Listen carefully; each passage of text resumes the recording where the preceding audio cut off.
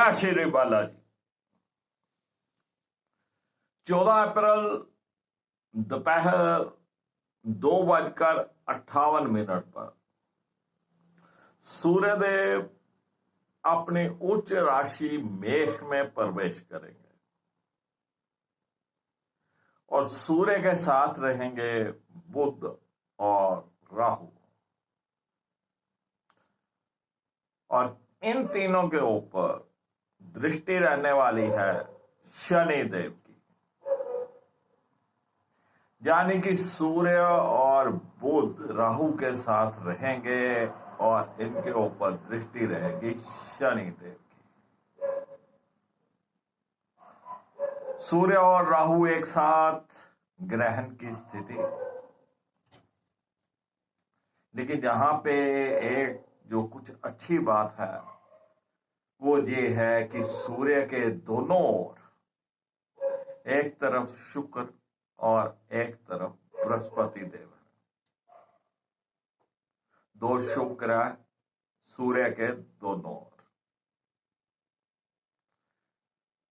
लेकिन सूर्य जो है इस समय राहु शनि के प्रभाव में है। किस किस लगन के लिए क्या क्या फल देंगे और क्या उपाय करने हैं, इसी के ऊपर चर्चा करेंगे हम आज के इस वीडियो में। बने रहिएगा मेरे साथ वीडियो के अंत तक।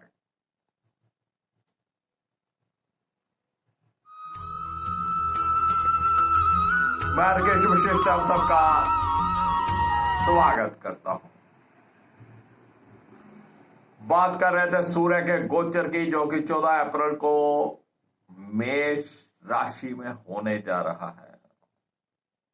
सूर्य की उच्च राशि मेष राशि। सर्वप्रथम बात करेंगे मेष लग्ना की। मेष लग्ना के लिए सूर्यदेव पंचम भाव के स्वामी होते हैं और पंचम भाव के स्वामी होकर लगन में ही गोचर करेंगे। साथ में युति कर रहे हैं बुध और राहु, शनि की रहेगी दृष्टि।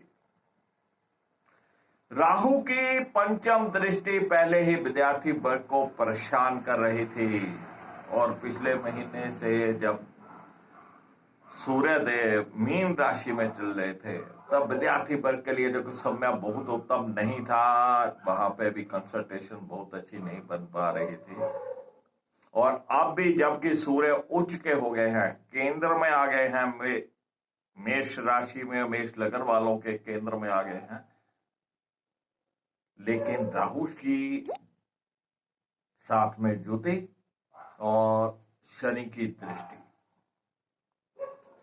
सूर्य को कहीं ना कहीं कमजोर किए हुए है, और विद्यार्थी वर्ग को अपनी स्टडीज में पूरा ध्यान देना चाहिए। और संतान पक्ष से भी मेष लगन वालों को पहले से थोड़े से बेहतर रिजल्ट मिलेंगे, लेकिन पूर्ण रिजल्ट यहाँ पे वो सोचे कि संतान की तरफ से बहुत खुशियां मिल जाएं, ऐसा नहीं होने वाला है। तो संतान की तरफ थोड़ा ध्यान देने की जरूरत है। प्रेम प्रसंग के मामलों में भी कहीं ना कहीं उठक पटक, मन मुटाव बना रहेगा।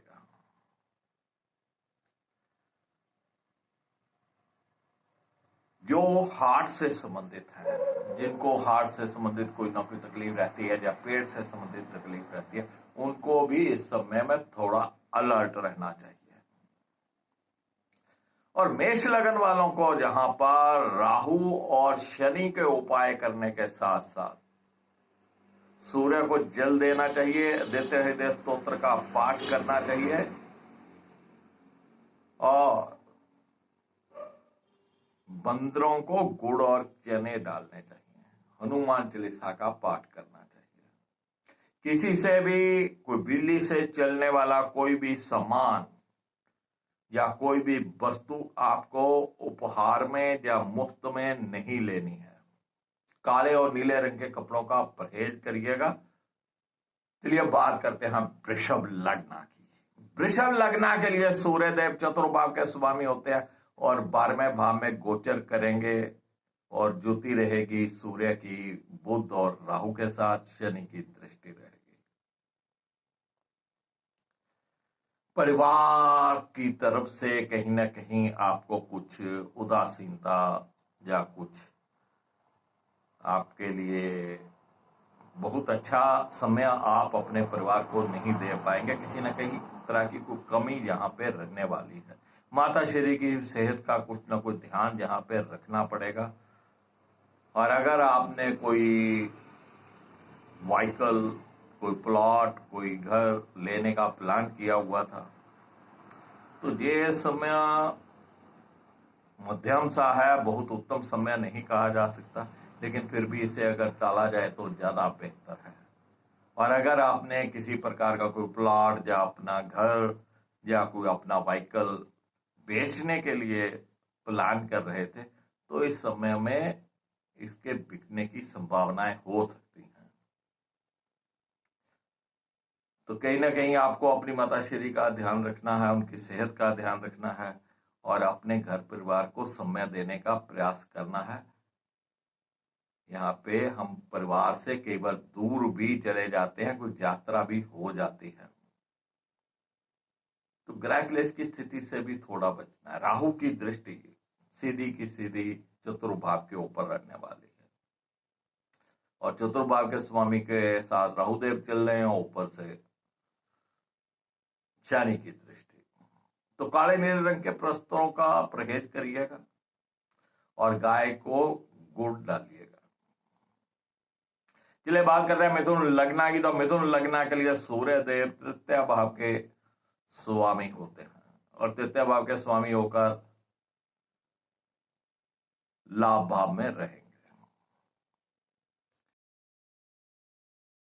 यानी कि आप अपने बाहुबल से, अपनी मेहनत से, अपनी एफिशिएंसी से, अपने कार्य करने की शैली से बहुत हिम्मत जुटाकर आप आय के साधनों को बढ़ाने का प्रयास करेंगे। और जहां पर दो शुभ ग्रहों की स्थिति है, एक घर आगे और एक घर पीछे, तो कहीं ना कहीं लाभ की जहां पे संभावनाएं बनेंगी, लेकिन बहुत ज्यादा भाग दौड़ जहां पे करनी पड़ेगी। जो किसी प्रकार का इंटरव्यू दे चुके हैं, आप कई नई जॉब की तलाश कर रहे थे या जॉब बदलने की सोच रहे थे, जो जॉब बदलने की सोच रहे थे उनके लिए सलाह दूंगा कि वो इस समय में जॉब नहीं बदले। और जिन्होंने किसी प्रकार का कोई इंटरव्यू दे रखा था या रिज्यूम दे रखा था, उनके लिए देर सवेर कुछ संभावनाएं बनती हैं कि उनको कोई ना कोई मेहनत के बाद, कड़ी मेहनत के बाद उनको जॉब मिल जाए। तो छोटे भाई बहनों और बड़े भाई बहनों के साथ संबंध मध्यम से रहने वाले हैं। बहुत ज्यादा उनसे उपेक्षा, उनसे कोई उम्मीद नहीं रखनी चाहिए, लेकिन ये संबंध मध्यम से यहाँ पे रहने वाले हैं। और कभी आपको लगेगा कि मेरा कोई सहयोग नहीं कर रहा, मेरा कोई साथ नहीं दे रहा, तो ये ग्रह स्थिति ही कुछ ऐसी है, थोड़ा संभल के चलिएगा। चलिए अब बात करते हैं कर्क लग्न की। कर्क लग्न के लिए सूर्य देव द्वितीय भाव के स्वामी होते हैं और द्वितीय भाव के स्वामी होकर दसम भाव में गोचर करें। द्वितीय भाव का स्वामी दसम भाव में राहु के साथ, ऊपर से शनि की दृष्टि, यानी कि कुछ भी सेव किए हुए पैसे आपके कहीं ना कहीं फंस सकते हैं। किसी को उधार मत दीजिएगा, या आपको अपने व्यापार में, अपने बिजनेस में वो पैसे डालने पड़ सकते हैं। या आपको इस बात का ध्यान रखना है कि अपने व्यापार में किसी को कुछ लंबा चौड़ा उधार मत दे बैठिएगा या किसी नई पार्टी को मत दे बैठिएगा कि फिर आपके पैसों का कुछ नुकसान हो जाए। तो राहु की यहां से पंचम दृष्टि द्वितीय भाव के ऊपर भी रहने वाली है। ग्रह क्लेश की स्थिति बन सकती है। आपको अपनी वाणी के ऊपर भी काबू रखना है। आप अपने परिवार को उतना समय नहीं दे पाएंगे जितना समय आपको देना चाहिए। तो थोड़ा ध्यान रखिएगा, गाय की सेवा करिएगा, गाय को गुड़ वगैरह डालिएगा। चलिए बात करते हैं सिंह लग्ना की। तो सिंह लग्ना के लिए सूर्यदेव लगन के स्वामी होते हैं, और लगन के स्वामी होने के साथ साथ ये नवम भाव में गोचर करेंगे। और नवम भाव में राहुदेव पहले से हैं, सूर्य और राहु की युति और शनि की दृष्टि। और जो राहु की पंचम दृष्टि है वो लगन पर है। तो सिंह लगन वालों को अपनी सेहत के प्रति पूरा अलर्ट रहना चाहिए। उनकी सेहत में उतार चढ़ाव हो सकते हैं, मान सम्मान की हानि भी हो सकती है, कोई भी सरकारी कार्यों में रुकावट आ सकती है, कोई सरकारी कार्य कोई आपका पेंडिंग में था वो रुका रह सकता है, फाइल आगे नहीं बढ़ सकती, या कोई सरकारी कार्य या कोई सरकारी समस्या यहाँ पे खड़ी हो सकती है, उसके ऊपर ध्यान देना है। काले और नीले रंग के कपड़ों से परहेज करना है। और राहु की जो स्थिति नवम भाव में है, ये कहीं ना कहीं धर्म से दूर करती है। आपको गुरुजनों का सत्कार करना है और न कुछ धार्मिक बने रहना है। हनुमान चालीसा का पाठ करिएगा, सूर्य को जल दीजिएगा, आदित्य हृदय स्तोत्र का पाठ करिएगा, काले और नीले रंग के कपड़ों का परहेज करिएगा। और सेहत का यहाँ पे बहुत ध्यान देना है, अलर्ट रहना है। पंचम राशि के ऊपर भी जो सिंह लगन वाले हैं उनकी जो पंचम राशि होती है, यानी कि सिंह लगन में ही पंचम राशि है, उसके ऊपर भी राहु की दृष्टि चल रही है। और जो सिंह लगन का पंचम भाव है वहां पर भी राहु की दृष्टि है। तो पेट और हार्ट से संबंधित अगर कोई समस्या चल रही है तो उसकी तरफ ध्यान दे, ये समस्या और बढ़ सकती है। थोड़ा अलर्ट रहिए हेल्थ के प्रति। चलिए कन्या लगन की बात करें तो कन्या लगन के लिए सूर्यदेव 12वें भाव के स्वामी होते हैं और अष्टम भाव में गोचर करेंगे। 12वें भाव का स्वामी अष्टम भाव में राहु के साथ, और राहु की पंचम दृष्टि 12वें भाव पे।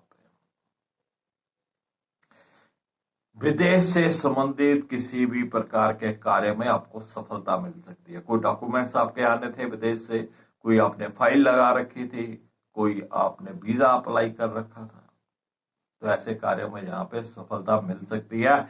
जब विदेश जाने की संभावनाएं भी बनती हैं, और जो मल्टीनेशनल कंपनी में कार्य करते हैं उनके लिए ये समय अति उत्तम हो सकता है, उनके लिए बेहतर समय हो सकता है। जो इंपोर्ट एक्सपोर्ट का कार्य करते हैं उनके लिए भी ये समय बढ़िया हो सकता है। तुला लगन की बात करें तो तुला लगन के लिए सूर्यदेव 11वें भाव के स्वामी होते हैं, और 11वें भाव के स्वामी होने के साथ 7वें भाव में गोचर है, और 11वें भाव के ऊपर राहु की दृष्टि रहने वाली है। बड़े भाई बहनों के साथ संबंध मध्यम से रहने वाले हैं, बहुत बढ़िया संबंध जहां पर नहीं रहने वाले हैं, तो कहीं ना कहीं उनसे ज्यादा उम्मीदें मत रखिएगा, फिर बाद में आप कहें कि मेरे कोई सहयोग नहीं मिला। तो मध्यम सा यहां पे रहने वाला है।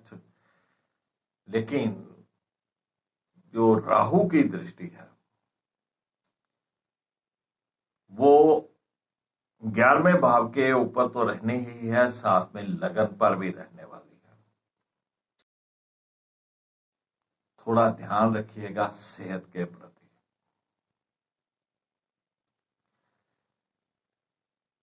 जो लाभ की संभावनाएं हैं यहां पर, उसमें भी कुछ रुकावटें हो सकती हैं,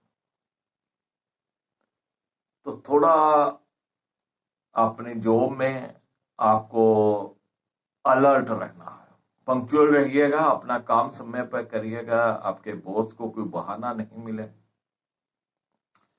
और जो बिजनेस में है वो ज्यादा लाभ के चक्कर में कहीं ना कहीं अपना नुकसान नहीं कर बैठे, किसी को उधार नहीं दे बैठे, इनसे थोड़ा ध्यान रखना है। और तुला लगन वालों को कहीं ना कहीं अपनी सेहत के प्रति भी थोड़ा अलर्ट रहना है। लाइफ पार्टनर की सेहत के प्रति भी आपको थोड़ा अलर्ट रहना है। चलिए बात करते हैं वृश्चिक लग्न की। तो वृश्चिक लग्न के लिए सूर्य देव 10वें भाव के स्वामी होते हैं और 10वें भाव के स्वामी होकर 6ठे भाव में गोचर करेंगे। राहुदेव साथ में रहेंगे, शनि की दृष्टि रहेगी।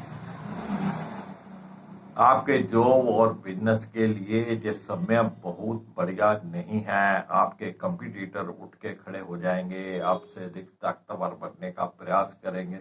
कोई डिस्प्यूट जहां पे खड़ा हो सकता है।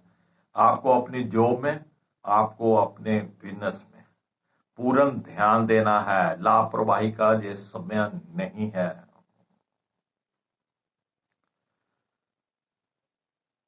कोई भी डिस्प्यूट से आप बचिएगा। और जिन्होंने किसी प्रकार के कंपटीशन में बैठना है या कोई इंटरव्यू दिया हुआ है, उनके लिए ये समय कुछ अच्छा हो सकता है, ताकि वो।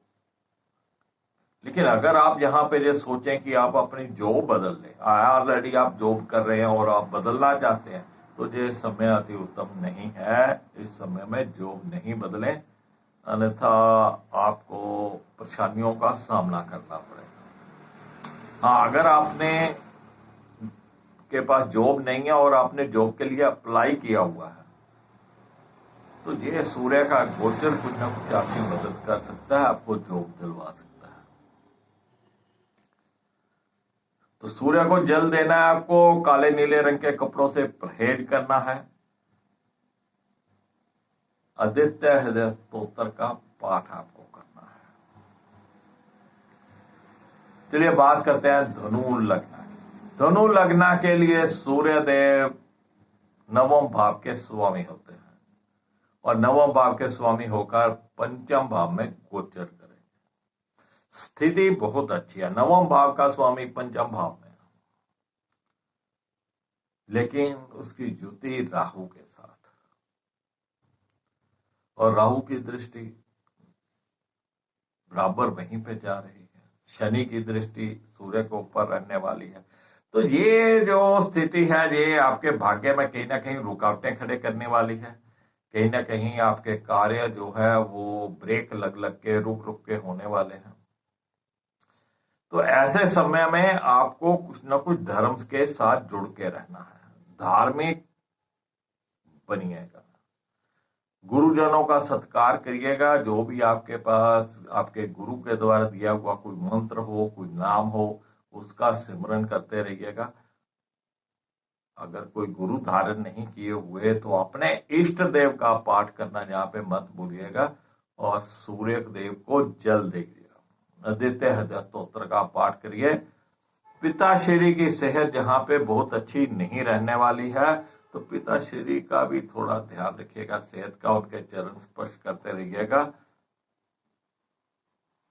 और काले नीले रंग के कपड़ों से परहेज करिएगा। चलिए बात करते हैं मकर लग्न की। मकर लग्न के लिए सूर्यदेव 8वें भाव के स्वामी होते हैं और 8वें भाव के स्वामी होने के बाद चतुर्थ भाव में गोचर करेंगे। कहीं ना कहीं पारिवारिक स्थिति यहाँ पे बहुत अच्छी नहीं रहने वाली है। कोई ना कोई गृह क्लेश की स्थिति बनेगी। आप अपने परिवार को पूर्ण समय नहीं दे पाएंगे या अपने घर को पूर्ण समय नहीं दे पाएंगे।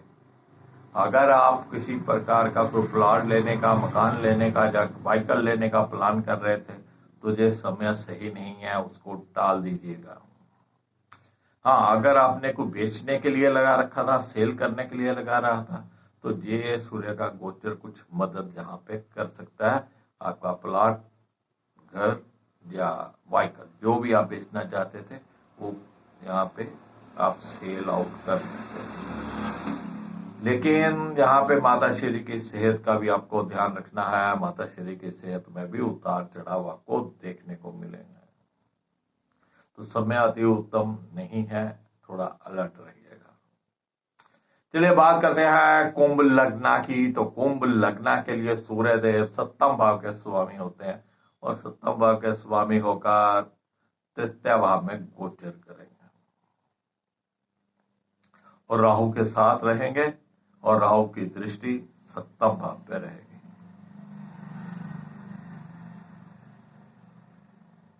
किसी भी प्रकार के डिस्प्यूट से बचिएगा। आपके लाइफ पार्टनर के साथ अगर कोई डिस्प्यूट चल रहा है तो उससे बचिएगा। अगर आप के लाइफ पार्टनर की सेहत में अप एंड डाउन यहाँ पे देखने को मिल सकते हैं, तो किसी भी प्रकार के लड़ाई झगड़े से बचना है आपको अपने लाइफ पार्टनर से। और कोई आपका अनमैरिड हो, कोई अफेयर चल रहा हो, तो वहां पे कोई बाहुबल दिखाने की आवश्यकता नहीं है। नहीं तो सूर्य राहु के साथ चल रहे हैं, शनि की दृष्टि है, तो लंबा पंगा मत खड़ा कर दीजिए, किसी लड़की को मत भगा लीजिएगा, फिर लंबा पंगा हो जाएगा और बदनामी अलग से हो जाएगी। और जो कुंभ लगन वाले जिनकी शादी की बात चल रही है या जिनके लिए रिश्ता देखा जा रहा है, उनके लिए समय ये बहुत अच्छा नहीं है। जहाँ पे अगर कोई भी बात आपकी चल रही है वो रुक सकती है, कोई ना कोई बहम भरम जहाँ पे उत्पन्न हो सकता है जिस कारण वो बात रुक जाए। अगर आपका रिश्ता तय हो चुका है, अभी शादी होनी है, तब भी कुछ ना कुछ बहम भरम उत्पन्न हो जाएगा, रिश्ता टूटने के कगार पे आ सकता है, जिस समय बहुत अच्छा नहीं है। चलिए बात करते हैं मीन लग्न की। तो मीन लग्न के लिए सूर्य देव छठे भाव के स्वामी होते हैं और छठे भाव के स्वामी होकर द्वितीय भाव में गोचर करेंगे। छठे भाव का स्वामी द्वितीय भाव में, वो भी राहु के साथ।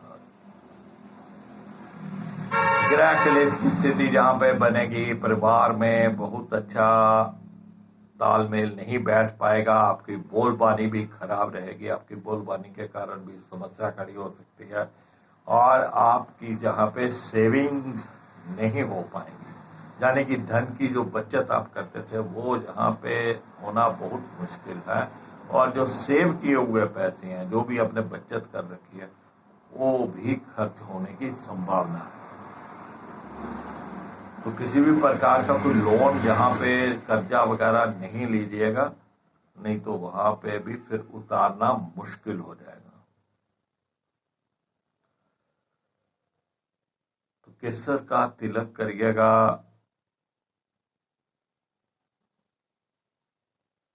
थोड़ा गेहूं या गुड़ किसी मंदिर में दान करिएगा और काले और नीले रंग के वस्त्रों से परहेज करिएगा। तो फ्रेंड्स, ये था मेष लगन से लेके मीन लगन तक का फलादेश। सूर्य की स्थिति बहुत अच्छी नहीं है, बेशक वो उच्च के हैं, लेकिन उसके जो ज्योति है वो राहु के साथ है और शनि देव की दृष्टि भी सूर्य के ऊपर है। तो ये कोई बहुत अच्छी स्थिति नहीं है। ग्रहण काल आप समझिए, सूर्य निकला हुआ है, बादल छाए हुए हैं, अंधेरा हुआ है, तो ऐसी स्थिति है। तो सूर्य निकला हुआ हो और बादल छा जाए, अंधेरा हो जाए,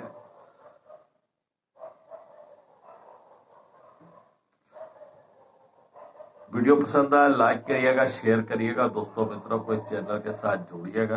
मैं फिर मिलूंगा आपको नई जानकारी के साथ। तब तक राकेश वशिष्ठ को इजाजत दीजिए। जय श्री बालाजी।